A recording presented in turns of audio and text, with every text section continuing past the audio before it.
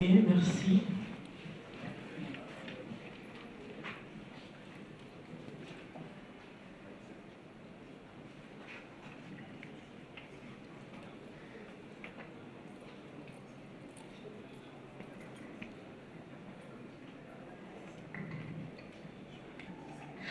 Merci beaucoup. Nous pouvons nous rasseoir.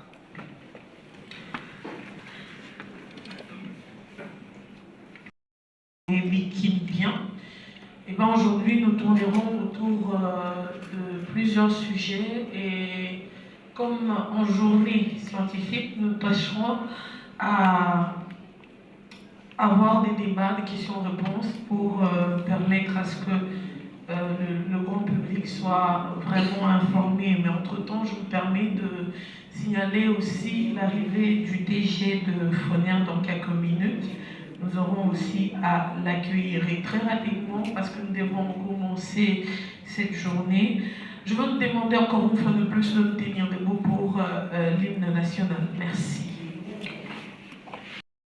De quoi, autour de quel sujet on va avoir à discuter aujourd'hui, Nivelle, avec, je rappelle déjà la présence du DG de l'OVD, mais aussi du représentant DG de la SNL, Société Nationale d'Électricité. Voilà, Nivelle. Merci Marie-Laure, bonjour à tous. Aujourd'hui, nous aurons 3 éminents intervenants qui vont nous exposer sur des sujets aussi très importants. Alors, nous avons déjà ici, on avait souligné, le directeur général de l'Office des voiries et drainage. Lui, il va nous parler sur route et mobilité urbaine. On connaît, il y a parfois des informations que nous avons. Donc, on commence à avoir des inquiétudes si on fait une semaine sans qu'il y ait coupure d'électricité. Donc, il est là, on va échanger avec lui. Il va nous parler sur la problématique de la desserte en électricité. Malheureusement, on devait avoir aussi le directeur général de la régie des eaux pour faire complet. Mais on n'a pas réussi une réponse satisfaisante à ce sujet. Donc, d'emblée, Marie-Laure, voilà un peu d'une façon à... Il a 55 ans, il est ingénieur. Mon micro ne va pas bien.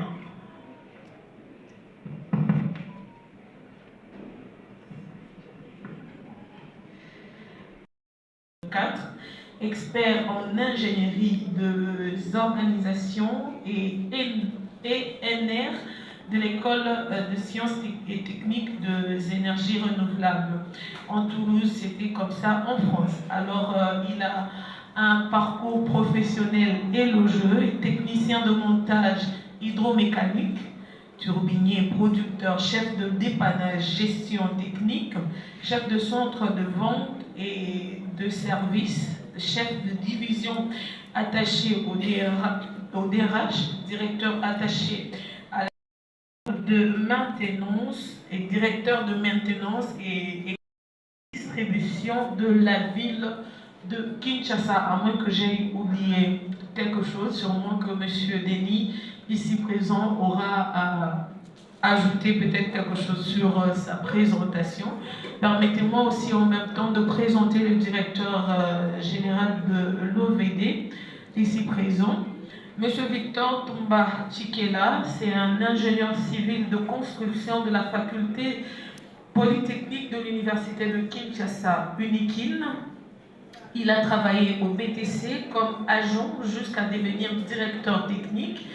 Il était coordonnateur du programme sino-congolais, ingénieur expert du projet de construction des aéroports.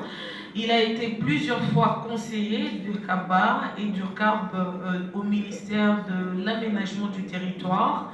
Il est arrivé à l'OVD en 2008, de 2008 à 2012 comme DG. En 2020, il est nommé toujours directeur général et a été reconduit 2 fois jusqu'à ce jour au même poste. Il a plusieurs surnoms à cause de son expertise, son intégrité, son savoir-faire et son savoir-vivre. Beaucoup l'appellent l'infatigable, le bulldozer, de la voirie, le professeur, le cerveau d'État, papa social, l'homme de terrain, l'homme qu'il faut à la place qu'il faut, et j'en passe. Avant la continuité de ces assises. Merci, Monsieur Denis. À vous la parole.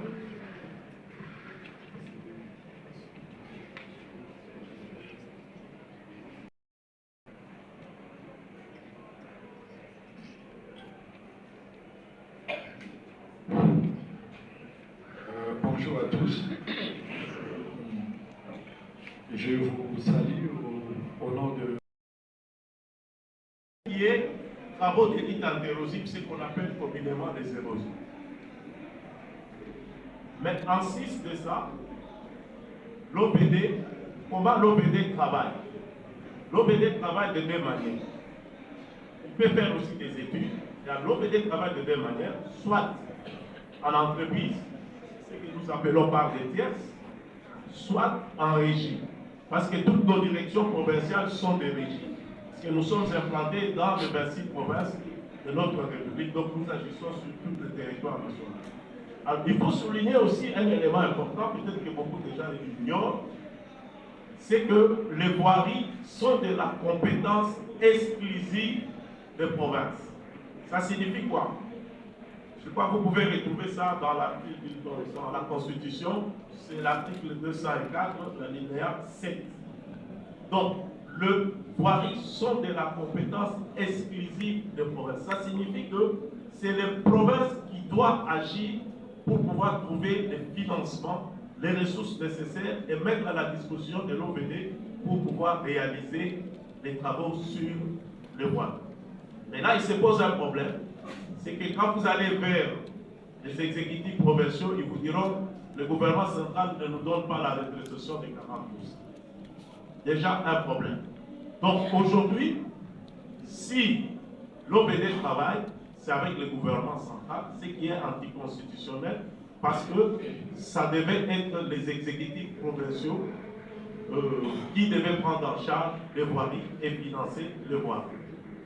Et là, il se pose un problème de la péréquation, comment ça doit se faire, c'est encore problématique.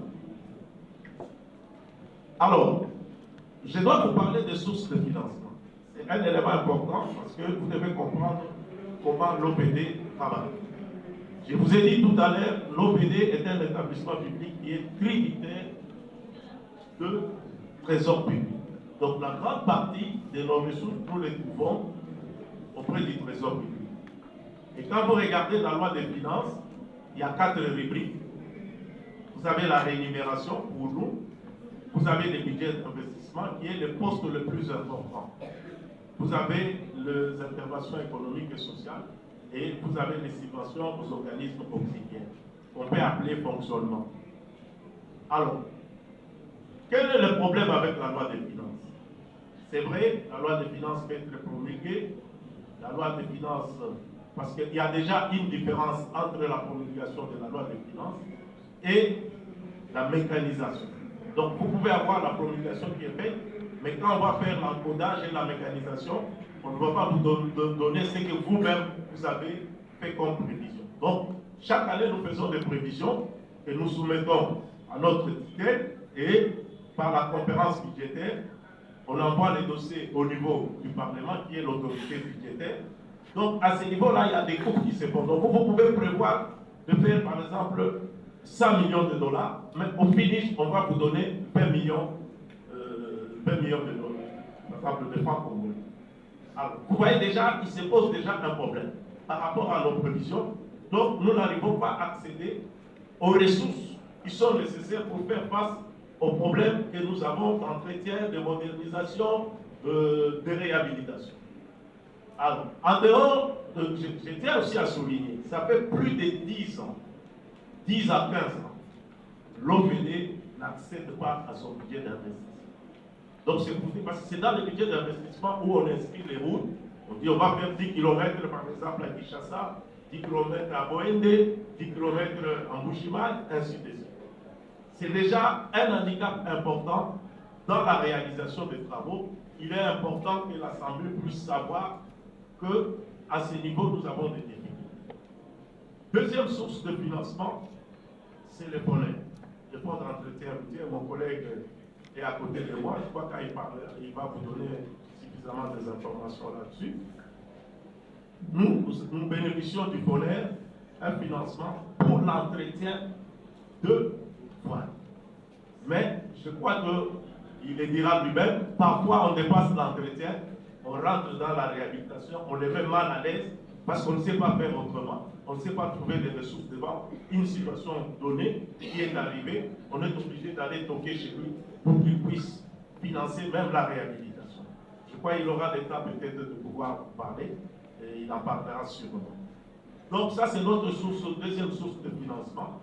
Troisième source de financement, c'est les partenaires techniques et financiers, qui peut être la Banque mondiale, qui peut être la BAL, qui peut être la JICA. La JICA, ce sont les Japonais. La BADEA, c'est une banque arabe. Mais c'est ponctuel. On ne peut pas compter sur ces ressources pour pouvoir faire face au développement des infrastructures, comme je l'ai dit, qui demandent une mobilisation importante des ressources financières. Ça constitue déjà un handicap. Mais nous allons vous donner des pistes de solutions pour voir comment on peut résoudre ces problèmes de financement. Alors, l'état des lieux de voirie. L'OVD gère, aujourd'hui on dit 9 000 km, mais aujourd'hui on est à plus ou moins 11 000 km à travers toute la République que nous gérons. Mais sur les 11 000 km, on n'a que 2 000 qui sont asphaltés. La différence, c'est des routes en terre. Il faut souligner aussi un élément important. À la date d'aujourd'hui, je peux même faire les véhicules, je peux prendre au moment où le président Tshisekedi entre en fonction, en 2019, quel est l'état de voirie? 80% d'état de délabrement de voirie. 85%. Donc, vous comprenez qu'il y a un grand effort qui doit être fait pour pouvoir réduire très sensiblement cet état de voirie. Je vous donne quelques indications. Par exemple, quel est le taux, la densité de voirie dans notre pays? La densité, c'est un indicateur. La densité est de 0,8 km au kilomètre carré. Alors, quand vous comparez avec des pays subsahariens, ils sont à 20 km au kilomètre carré. Vous voyez l'écart qu'il y a et les gaps que nous devons rattraper pour pouvoir se mettre au même niveau avec d'autres pays. Ça, c'est aussi un problème qui, malheureusement, vous croyez qu'on allait avoir un projecteur, on pouvait vous projeter pour vous montrer à travers toutes les provinces quel est l'état de voirie. Comme je vous ai dit, d'une manière générale, il faut considérer que nous avons 85% des voiries qui sont dans un état de délabrement très avancé. Est-ce que nous devons croiser les bras? Non. Et là, c'est là où nous félicitons le chef de l'État. Parce qu'à son avènement, le chef de l'État, à travers sa vision de peuple d'abord, a affiché la volonté de pouvoir développer des infrastructures. Et ce qui est tout à fait une très bonne chose. Et avec son avènement, nous avons pu réaliser un certain nombre de projets pour pouvoir réduire ces gaps que je venais de vous donner. C'est ce qui explique un certain nombre de projets que l'OVD est en train de gérer, que ce soit dans la ville de Kinshasa, comme à l'intérieur. Je citerai quelques exemples de projets que nous sommes en train de gérer. Pourquoi ces projets? C'est pour pouvoir améliorer, pour pouvoir résoudre les problèmes de mobilité dans la ville. Parce que parmi les raisons, les causes des embouteillages, vous avez des trucs qu'on observe tous dans la ville. C'est une des causes des embouteillages. Il y a l'incivisme aussi. Il faut reconnaître l'incivisme de la population, l'incivisme dans l'utilisation des caniveaux qui est devenu des décharges pour jeter les détritus. Et ça nous cause de tort parce que c'est ce qui explique parfois des inondations, des développements des eaux qui est en train d'abîmer la chose. Donc aujourd'hui, pour pouvoir résoudre ces problèmes d'état d'avancement de voirie, nous avons mis en place un certain nombre de projets. Alors, je vais vous dire un élément important. La plupart des projets que nous avons mis en place, compte tenu des difficultés financières qu'il y avait, parce que le trésor public est en face, comme vous le savez, nous avions un Covid, et puis nous avons l'aspect sécuritaire qui demande un effort financier important. Nous avions réfléchi et nous avions tenté d'évoluer vers ce que nous appelons le financement innovant. C'est les PPP. Ça peut être le BOTI, ça peut être la concession, ça peut être l'EPCI, ça peut être l'IDEF. L'IDEF, c'est le développement des infrastructures par l'exploitation des ressources naturelles. C'est le cas du programme Sino-Congo. C'est du troc, en quelque sorte. Nous leur donnons, ça peut être du bois, ça peut être le minerai, et en contrepartie, ils nous donnent de l'argent, mais au finish, c'est l'État qui rembourse par plusieurs mécanismes. Comme le cas du programme sino-congolais, c'est à travers l'exploitation de minerais, à travers la société SICOMI, qui constitue, en fait, la garantie des remboursements de ce que les Chinois sont en train de nous donner. Et c'est comme ça que nous avons pu développer un certain nombre de projets. Je crois que les gens ont entendu parler des projets Tinégé, où je sais que les gens vont vous poser des questions, on pourra leur donner suffisamment d'explications en ce qui concerne un projet. C'était un projet que nous avions voulu, un projet pilote. Il y avait 140 km, 40 km dans la ville de Kinshasa et 100 km dans l'espace Kassai, à raison de 25 km en Bujimaï, 35 km à Kananga, 15 km à Chikapa, 10 km à Kabinda et 5 km à Mweneditou et 10 km à Lausanne. C'est vrai qu'on a connu dans le parcours de ce projet un certain nombre de problèmes qui nous a amené à résilier les contrats avec Rexel dans l'espace Kassai. Mais dans la ville de Kinshasa, peut-être beaucoup déjà ignorent, sur les 40 km, aujourd'hui, on atteint au moins 30 km qui sont déjà réalisés avec le projet. C'est dans l'esprit de pouvoir réduire les gaps. Nous avons le projet ABC dans la ville de Kinshasa. Il nous pose un certain nombre de problèmes, mais sur lesquels on a pu quand même réaliser sur les 13 km qui étaient prévus. On a pu réaliser au moins 7 km qui sont déjà réalisés. Je pourrais vous citer peut-être les noms des articles parce que c'est facilement vérifiable. Vous avez le projet moderne, ce qui passe à l'IMT, tout ce que vous avez vu sur 7e rue, 12e rue, 13e rue, 14e rue, 15e rue, 16e rue, les boucles de Lemba, les boucles Bouboma, à l'hôpital de maternité de Kingasani, c'est le projet moderne avec 13 km. Nous avons d'autres projets qui sont à l'intérieur. Nous avons le projet JKK Academy. Nous avons le projet Kurumba, ici dans la ville de Kinshasa. L'avenir de la paix, c'est qui vont vers Rifla. C'est un projet qui est sous notre gestion. Nous avons aujourd'hui, je crois à partir de lundi ou bien mardi, vous verrez dans la ville de Kinshasa un grand déploiement qui va être fait. C'est ce que nous appelons le projet Kin Espoir de 200 km, qui pourra commencer peut-être lundi ou mardi à travers la ville de Kinshasa. Pourquoi tous ces projets? C'est pour pouvoir réduire l'état de délabrement. Je prends l'exemple de la ville de Kinshasa. L'OVD gère 3600 km dans la ville de Kinshasa. Sur les 3600 km, nous avons à peu près 700 km qui sont asphaltés. Donc c'est insignifiant. Quand je regarde tout ce que nous avons pu réaliser dans la ville de Kinshasa, pratiquement il y a 2 ans et demi, nous avons pu réaliser dans la ville de Kinshasa 100 km de routes qui ont été réhabilitées ou réhabilitées soit en asphalte, c'est-à-dire en bitume, soit bétonnées. La question qu'on se poserait, est-ce que vous êtes satisfait de ces chiffres? Je vous dirais non. Parce que sur les 3600 km, si je prends 10%, je suis à 360 km. Donc si je fais 100 000, je dirais que je ne suis pas satisfait. Mais ce qui est important à souligner, c'est ces jalons qu'on est en train de poser pour pouvoir aller de l'avant et essayer de résoudre le problème qui est là à ce qui concerne les gaps que nous devons combler absolument.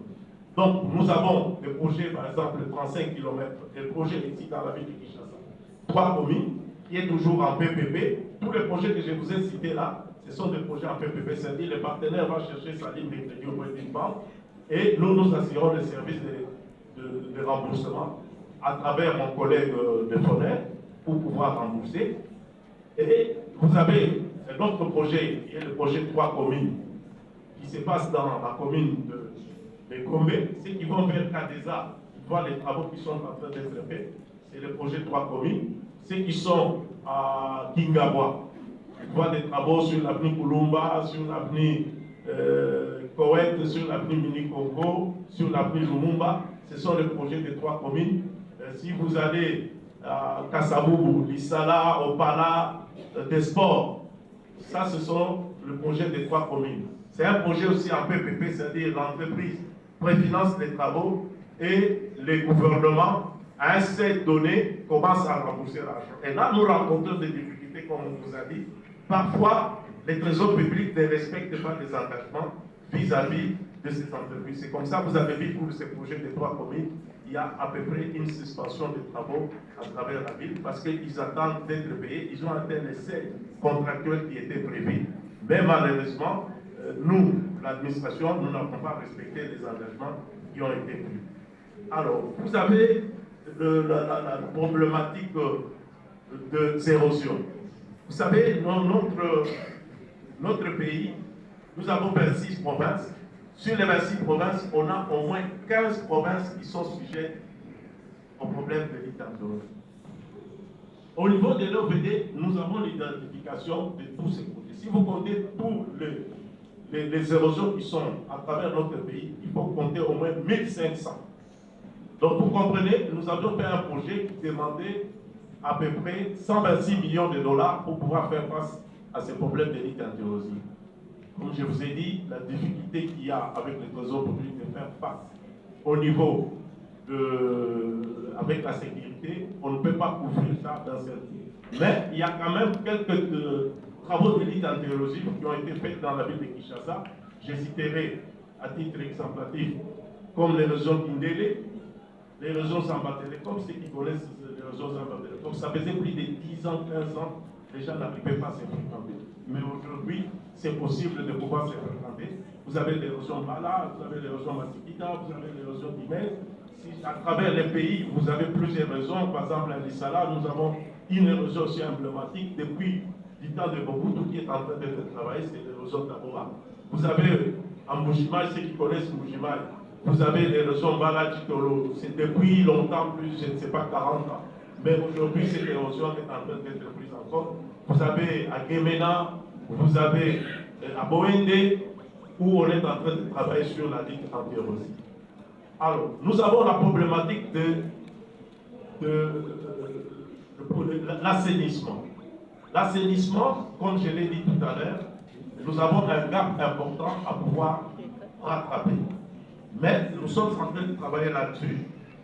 Le grand problème qu'on connaît, c'est que, je crois, mon collègue de la SNEL ici l'a dit, il y a l'incivisme. Les caniveaux, on jette les déchets. On ne sait pas évacuer les eaux complètement. Vous avez des constructions anarchiques. Les gens ont construit sur les caniveaux. Je vous donne un exemple. Vous êtes sur quoi?